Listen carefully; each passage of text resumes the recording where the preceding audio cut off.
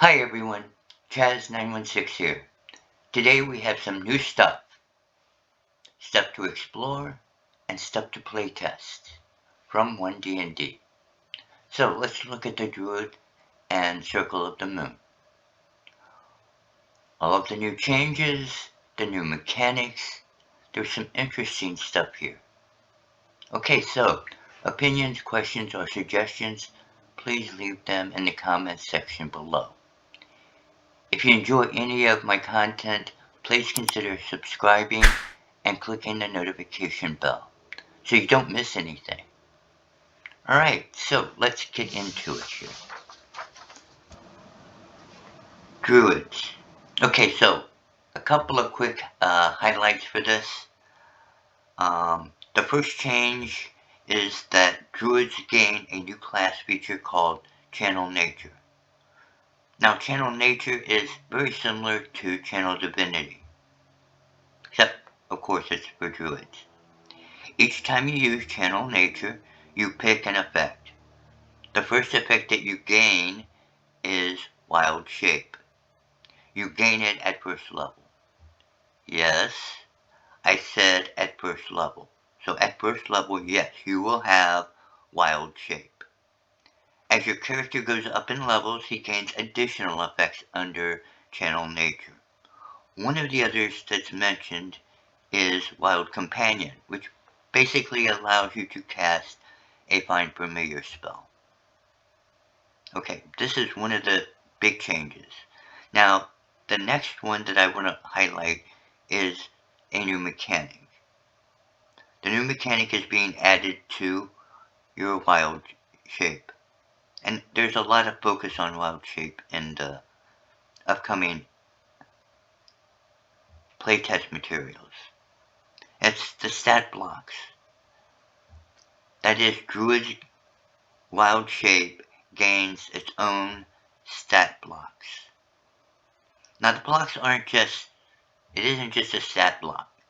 This stat block levels up with you, and your ability scores affect the values in your stat block. So it's really a merging of a stat block and your character. Kind of a lot to grab your head around. Anyway, this is all interesting news. Now, the last highlight is, well, kind of bad news, but not so much bad news. And that is that you can no longer shape change into an elemental. Now, I've got more on this later because it's kind of different. Circle of the Moon. The highlights for the Circle Moon include you can cast spells in your Wild Shape form. Not entirely sure if this is a change or not, but there you have it. As a bonus action, you can do two things. You can do an unarmed quick attack. That's what it said. That's what they said. Or a swift transformation. Sounding pretty good so far. Okay, and as you level up, you can imbue your Wild Shape form with elemental energy. So, no, you can't change it to an elemental anymore, but yes, you can imbue your form with elemental energies. And in doing so, you gain some resistance to the element, and as you level up even more, you gain the ability to do elemental damage when you attack. All pretty good features. The last highlight is really interesting. At 14th level, you gain the spell, Alter Self. It's always available, and it does not use a spell slot. That means you can change into anything, into your wild form, at any time. That's pretty wild.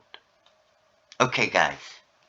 In closing, UA created a video that goes into everything that I've covered here in more detail. You'll find the link to it in the description section below. Next, I'd like to thank everyone. And, well, basically that's it. So I'll see you guys on the next one. Take care.